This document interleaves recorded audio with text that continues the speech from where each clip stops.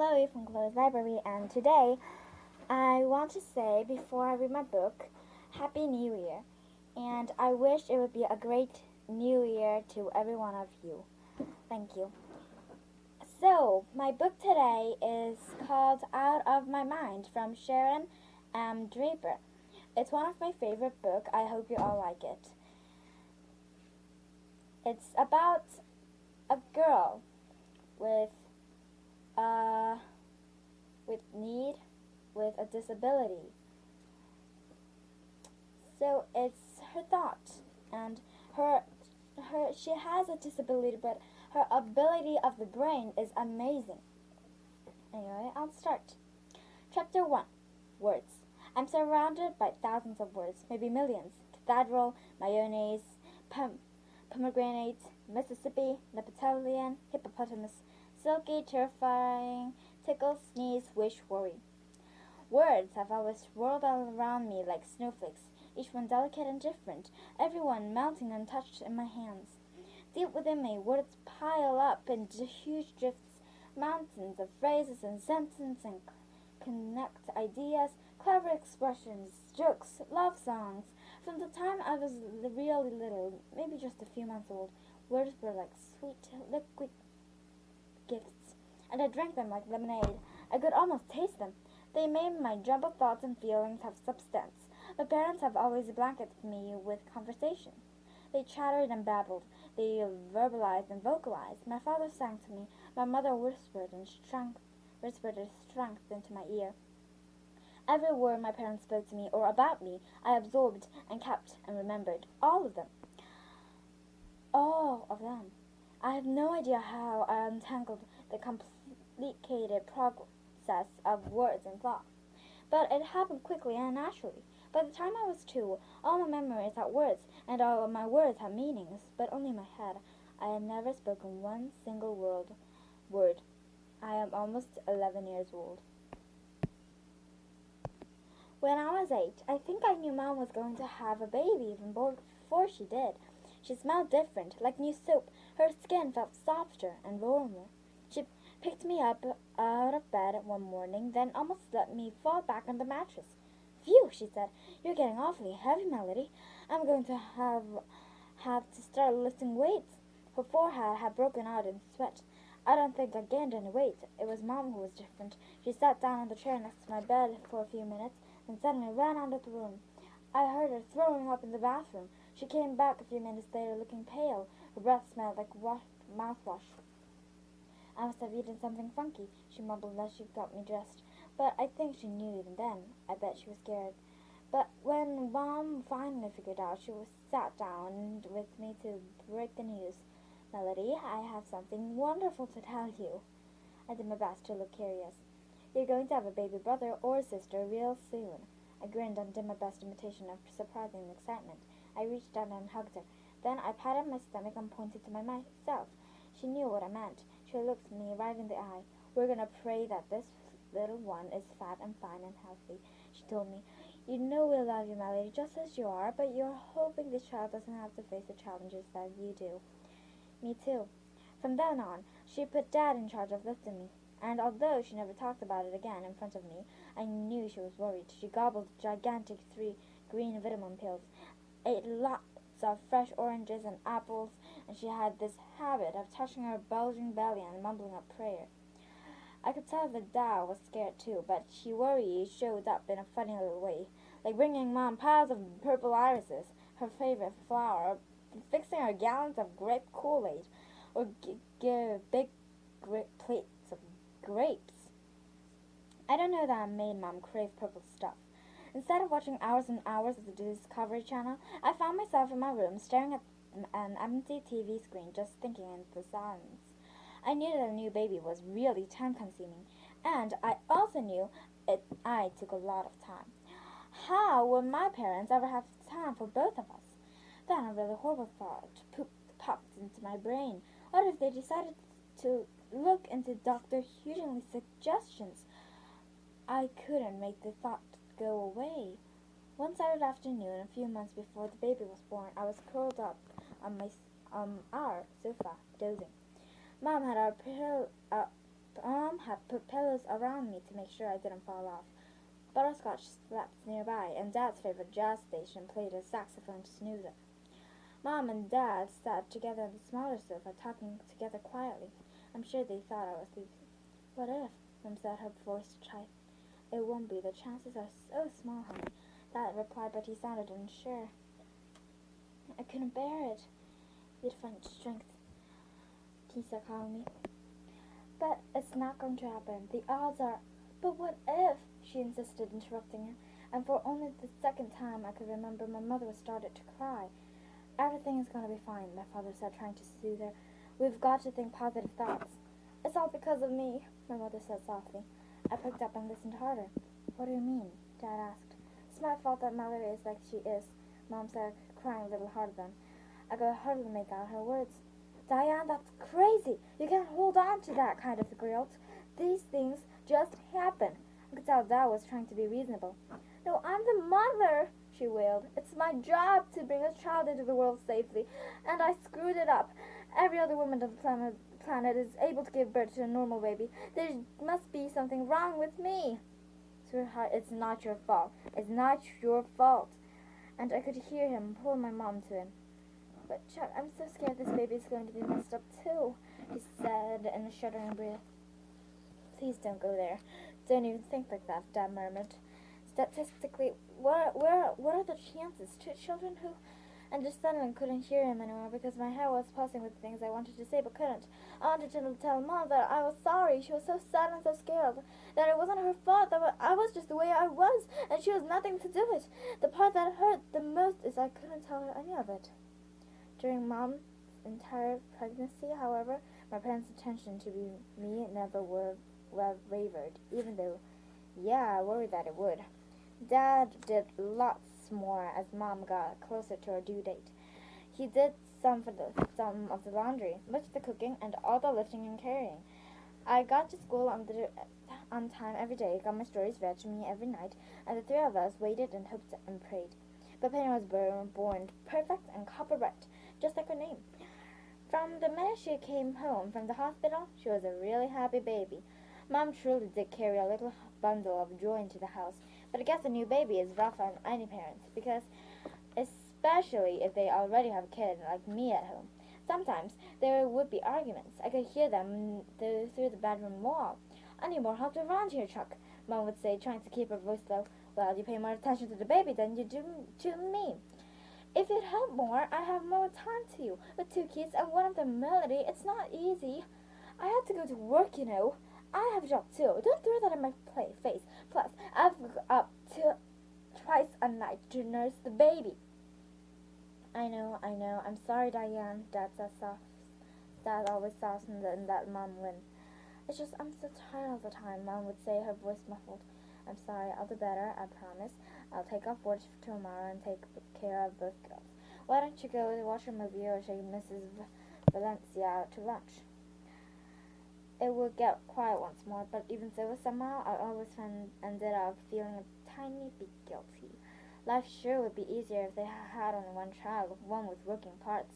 I once got out of those electric dolls for Christmas. It was supposed to talk and cry and move its arms and legs if we pushed the right buttons. But when we opened the box, one of the arms had come off, and all the doll did, no matter which button you pushed, was squeak. Mom took it back to the store and got her money back. I wonder if she ever wished she could get a refund to me.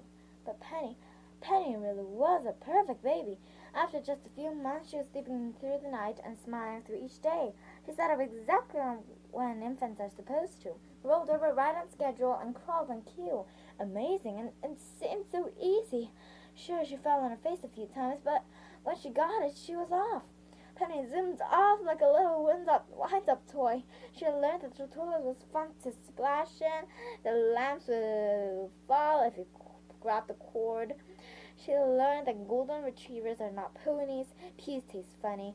Dead flies on the floor are no-no. But candy is really good. She laughed all the time. She learned her sister Melody couldn't do what she could do, but she didn't seem to care. So I tried not to care either. Dad and his camcorder followed Penny around like the paparazzi follow a rock star. We had hundreds of hours of footage of Penny being cute and doing all adorable things. And well, I admit it, sometimes I got kind of sick of watching a new video every time she learned something new. It sort of sucks to watch a baby do what you wished could do. Penny holding her own bottle, Penny feeding herself teeny tiny churros from a high chair tray, Penny saying Mama and Dada just like the babies on Seam Street, Penny crawling on the floor and chasing Butterscotch, Penny clapping her hands. How did her little brain know how to tell her to pull herself up to standing position, to hold on to the sofa for balance? How did she know how to stand her own? Sometimes she'd fall over, but then she'd pop right back up. Never, ever did she lie there, stuck like a turtle on its shell. That's still their nighttime reading, but now it was Penny who snuggled on his lap. I was too big and too hard to balance, so I sat in my wheelchair, my dog at my feet, as the two of them read the stories I knew by heart. Butterscotch still slept only in my room. I liked that. It really did make me glad to know Penny was learning the same books I loved so much. I wondered if she was memorizing them. Probably not. She didn't need to. I think Penny's third word was Dee. She couldn't quite say Melly, but she got the last part. I loved it when Mum put Penny in bed with me after a morning bath. She grabbed me and plant wet, baby powder smelling kisses all over my face. Dee, she'd say again and again.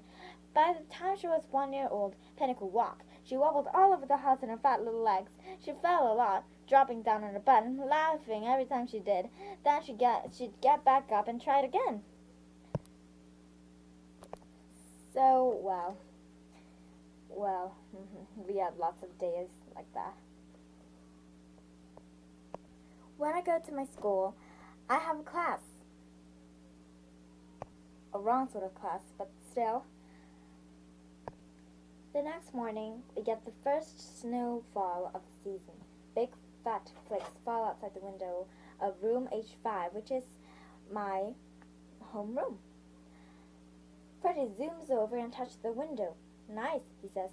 Mrs. Shannon rolls all over us closer so we can watch the snow accumulate on the grass and trees.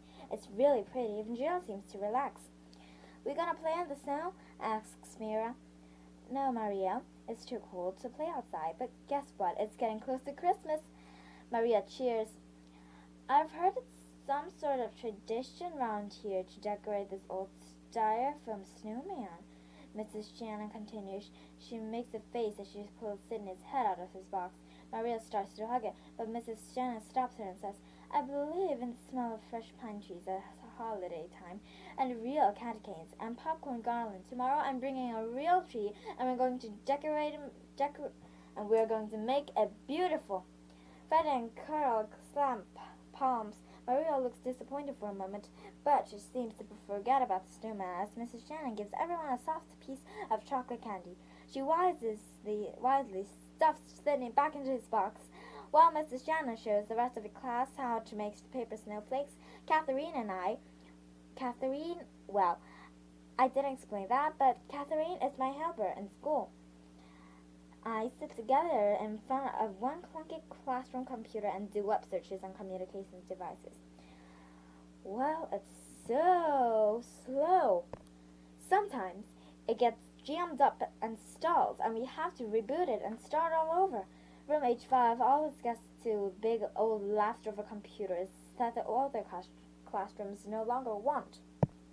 Finally, I watched an online video of a boy about my age using one of the adapted computer board, exactly. And even though he clearly has no voice of his own, this little box lets him tell all the details of his recent birthday party. I get so excited that my legs start kicking and my arms start flailing, and I look like some kind of crazy human helicopter. Catherine prints out the information and tucks it into the book bag and that is attached to the back of the chair. Good luck, Melody, she whispers as she leaves for the day. So, after school, when I go to Mrs. V's house, which is Mrs. Valencia, which is the woman, which is really nice, that takes care of after who takes care after my school is over for me. Anyway, so Mrs. V saw that printed information and was going to talk to my mom and dad. The computer is called MediTalker. And when the MediTalker is open, I push a button, and a voice that sounds like an Englishman with a really bad head cold blurts out, "Welcome to MediTalker." After my mom and dad come home from work, I type very carefully and push the button to make the machine speak. "Hi, Dad. Hi, Mom. I'm so happy." Mom gets all teary-eyed and her nose gets red. She is looking at me all soft and gooey. When I think about it, I realize I have never ever said any words directly to my parents, so I push a couple of buttons and the machine speaks the words I've never been able to say. "I love you." Mom completely loses it. She bubbles up with tears and grabs Dad. I think he might be sniffling back a couple of tears himself, but he had recorded it all. After that, I realized that there is a quiz competition in class, in the normal class.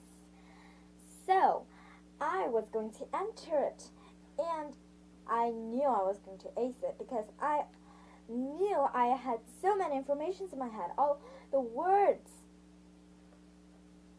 So, the next day, I was right about the weather today. I was up right and early. But I was right about the weather today. I hope the little crocus buds have tiny wool blankets because the temperature dipped back down to the 30s. And our classroom was chilly when we rolled in this morning. The public address system blared the usual Monday morning announcements about bake sales and soccer practice. Most of the time, nobody in age 5, not even Mrs. Shannon, pays much attention to him. The craziness of our morning usually takes over. Mrs. Shannon had managed to get us a Wii game system. I don't know how. Willie loved the baseball program. I have learned to keep out of his way while he pretends to hit the ball as he watches the screen. Sometimes he swings go wide.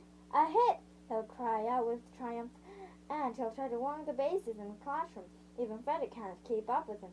I usually sit in a corner with my headphones on, trying to tune it all out. But today I listened carefully to the bulletin.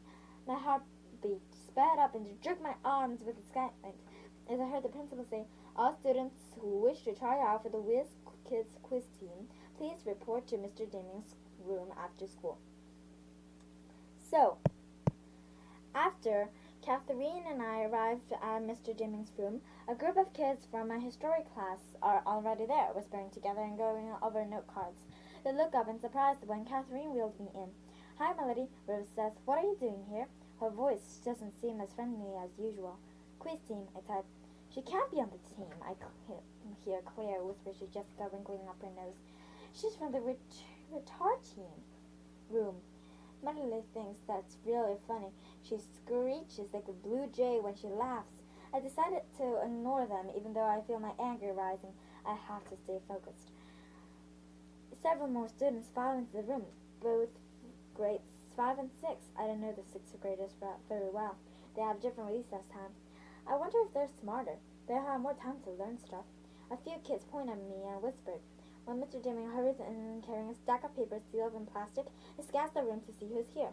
He frowns slightly when he sees me, but he sets the test paper on his desk and greets us all. "Welcome," he says. "I'm so glad that so many of you have chosen to try out for the competition this afternoon. It's going to be challenging as well as fun. Are there any questions before we get started?" Connor, of course, raises his hand. "Yes, Connor," Mr. Deming says with a good-natured sigh. Will we get pizza and stuff during practice like last year?" "Don't you think you need to make the team first?" his friend Rodney yells out. "Rodney is right. Let's do one thing at a time." Mr. Deming lifts a stack of test papers from his desk and holds them like a treasure. I hold in my hands the official test questions from the National Whiz Kids headquarters in Washington, D.C. I'll be reading the questions too, just as it's done in real competition, and then I don't think it's appropriate for Melody to be here. This is not a recreational activity just for fun. The purpose of this meeting is to choose our official team. He isn't even speaking to me. He's looking right over my head, Catherine, as if I were invisible. Now I'm really mad. I turn up the volume on my machine very loud. I am here to take the test. Mr. Deming blinks. Lily, I don't want your feelings to get injured. The test is very hard. I am very smart. I just don't want to be hurt, Melody. He sounds sincere, sort of. I'm tough. I type. You go, girl, Rose suddenly says from the front of the room. A few of the kids clap their support. That makes me feel a little better, just a little. Catherine speaks up. By law, she cannot be excluded. You know that, sir. Yes, but read the questions to the students just as you have planned. They'll write their answers on notebook paper. Melody will record their answers and print them out for you. How do we know you won't be helping her? Claire asks. Because I won't be in the room, Catherine replies. Too bad, because you might need some help. Catherine grins at her, but Claire just looks away. I tell Catherine, go now. I almost push her away.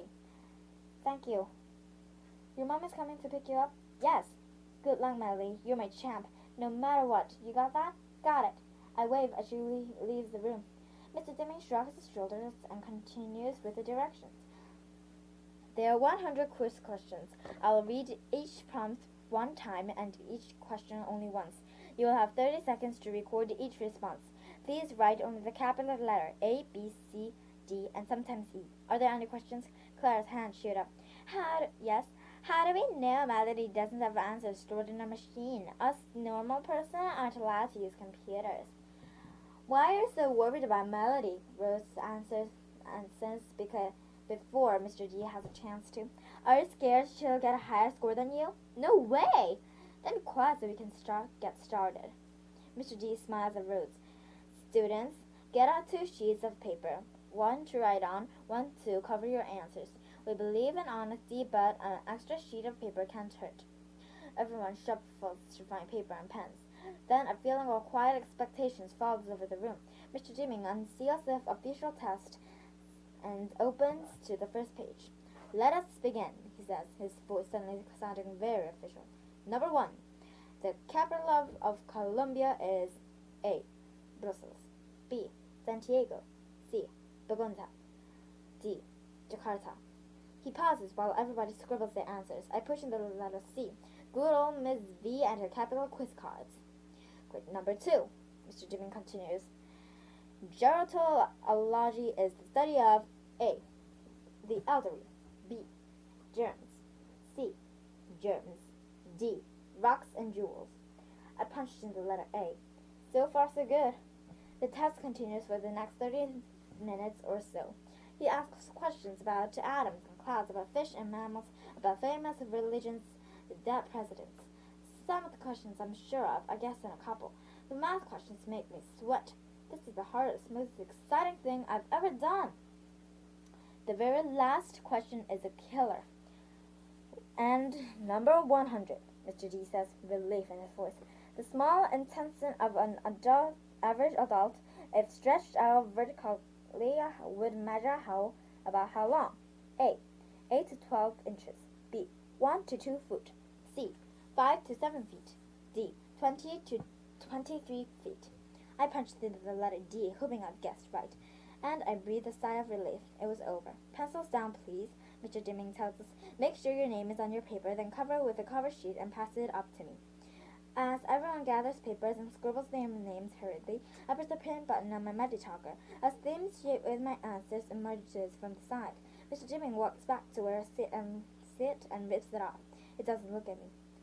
We're done here, he tells the class. Your parents were told what time to pick you up, but if everyone has a problem with a ride, let me know. I will leave the building until everybody has safely left school grounds. I'm the last one out. I know my mom will probably come to get me, but I want to live on my own power. I turn on my chair and wheel around to face the door. My lady, Mr. G calls. I spin back around. I hope you are not discouraged by all this. I was only trying to protect you from being hurt. I'm okay, I tell him. I'll be announcing the scores and numbers of the team tomorrow. I just don't want you to be disappointed. I understand. Then I ask him, top 8 scores get picked? Yes, 14 members and 4 alternates. I am tired and I get started to drool a little. I'm sure he thinks I'm a dunce, a sloppy one at that. I think, like the rest day, and my boss is screaming. Okay, good night. Good night, my lady. See you tomorrow, and, you might want to wipe your mouth. I rolled the sleeve of my shirt across my lips, the tomato-stained shirt. I can imagine what he was thinking. I almost bumped into my mom as she hurries in. How did you do, sweetie? She asks breathlessly.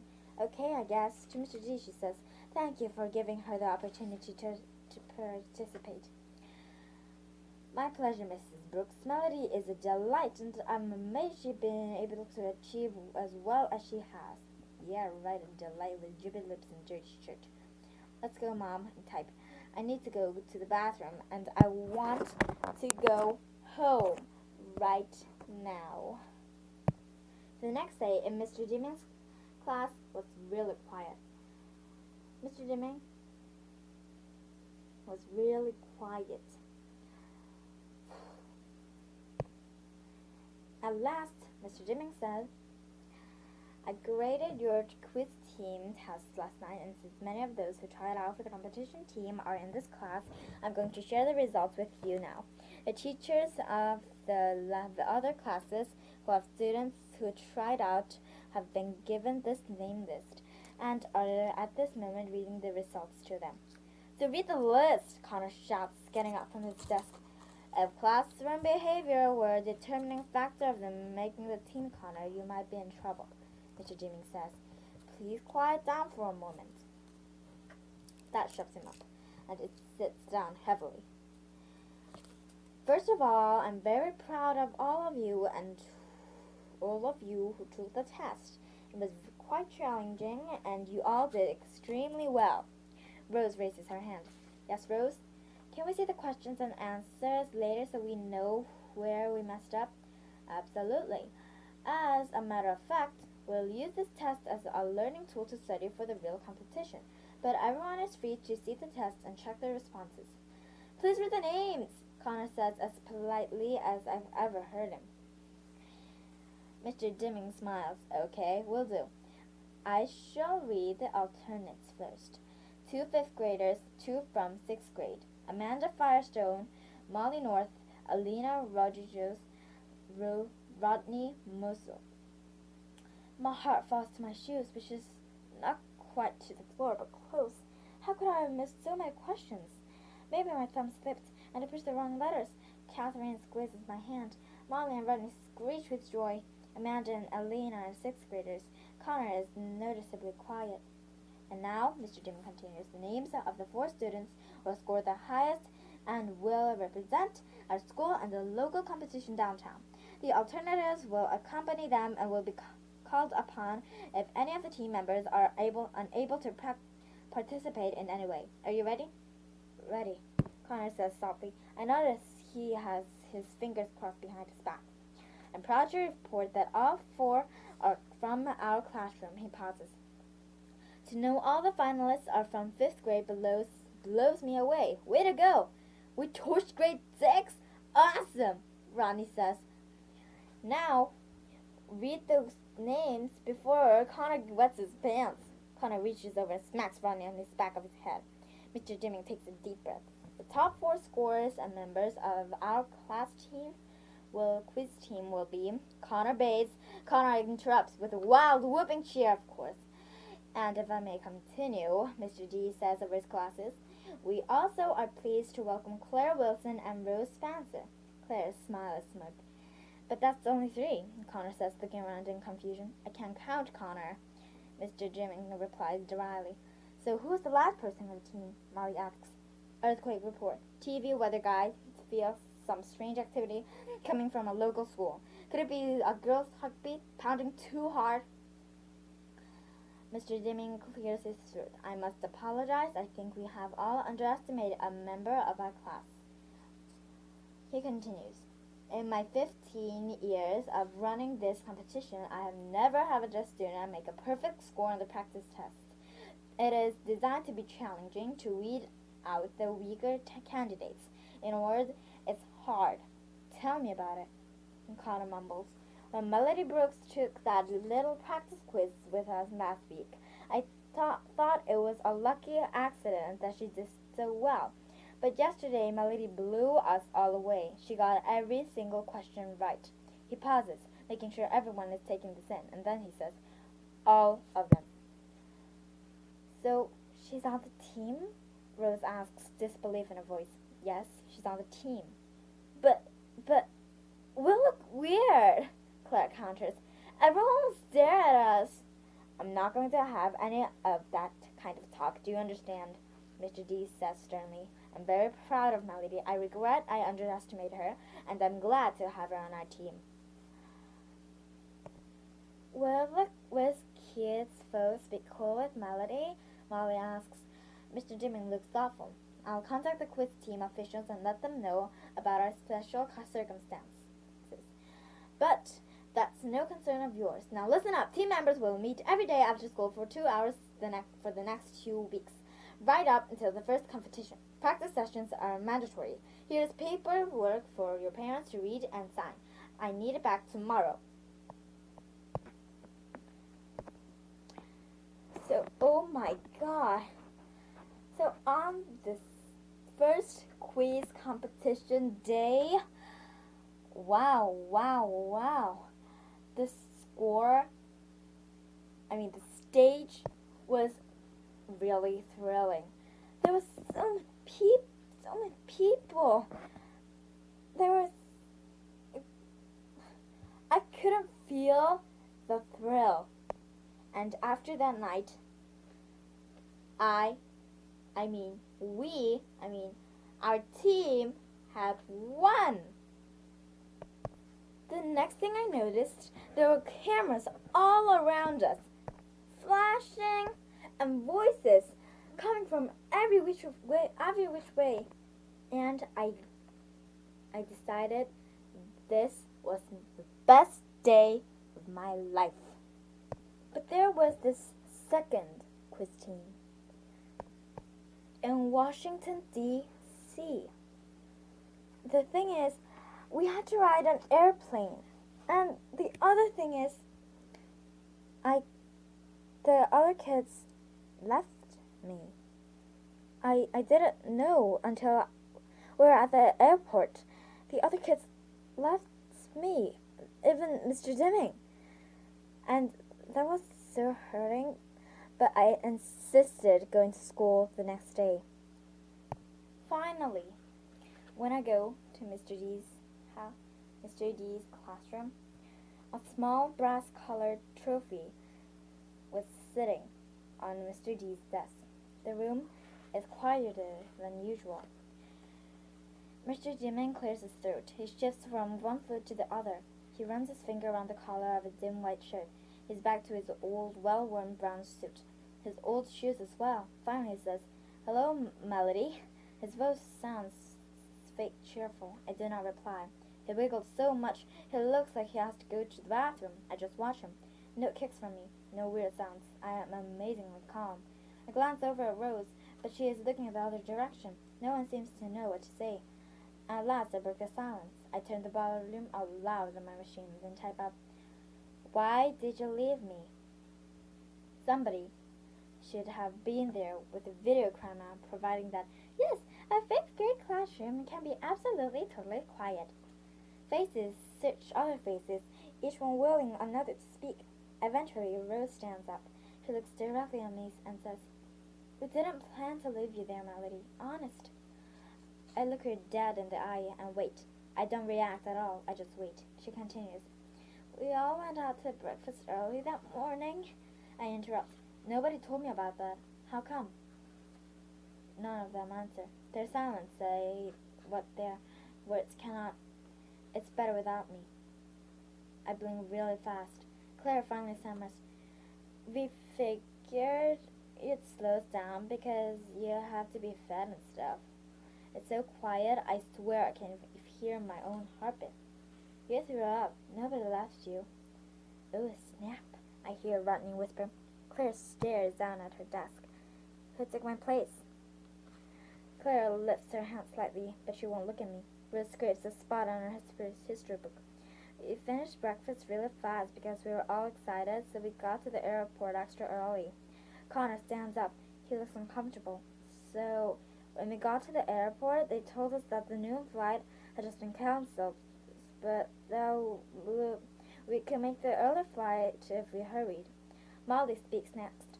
So we checked our stuff real fast and ran like track stars with Mr. Dimming down to the gate to get the early flight. Nobody thought about me, I asked. Silence again. Finally, Rodney says, I did. I was the first one to board the plane. Just as I gave my boarding pass to the agent, I reminded Mr. Dimming that you were missing. Mr. Dimming again twisted from one foot to the other. I was so busy trying to count heads and check seat assignments and deal with everybody's carrying of bags. So I asked the kids to call you at home. I knew Rose, at least, had your number in her cell phone. All eyes shift to Rose. She looks at the floor, then slowly she looks at me. A tear runs down her cheek. You couldn't have made it there in time anyway. I picked up my phone to call you. I flipped it open. I looked at the rest of the kids on the team. She pauses. I could imagine them standing there, thinking about the chance to be on Good Morning America with a huge trophy. And me. Rose continues in a whisper. We look at each other. Ever made just a tiny handshake? No. All of them? I shiver. Rose sniffles and whispers finally. So, I closed the phone and we got on the plane. I never made the call. How can silence be so loud? Mr. Dimming finally says quietly, I'm so very sorry, Melody. So sorry. Rose bursts into tears and then puts her head down on the desk. Just before the competition, Molly explains, a reporter from the Washington Post came to interview the team, but he left when he found out you weren't there. Connor walks up to the front of the room, then picks up the 9th place trophy and brings it to me. He stammers and looks up to the team kind of wants you to have this, Melody, sort of to make up. He places it on my tray. The thing is small, made of cheap plastic that has been painted to look like metal. The name of the school is even spelled wrong on the faceplate. I look at the ugly little statue and just start to giggle. Then I crack up. Finally, I roll with laughter. My hands jerks out and hit the trophy. I'm not sure if it was an accident or not, and it falls onto the floor, breaking into several pieces. The class stares at me in surprise. When they see that I'm not going to go ballistic on them, they finally start to laugh as well. A little. Even Rose sniffs and smiles. I don't want it, I finally type. Then turning the volume as loud as it will go, I add, you deserve it. Still laughing, I click on the pad to my chair to soothe her and roll myself out of the classroom.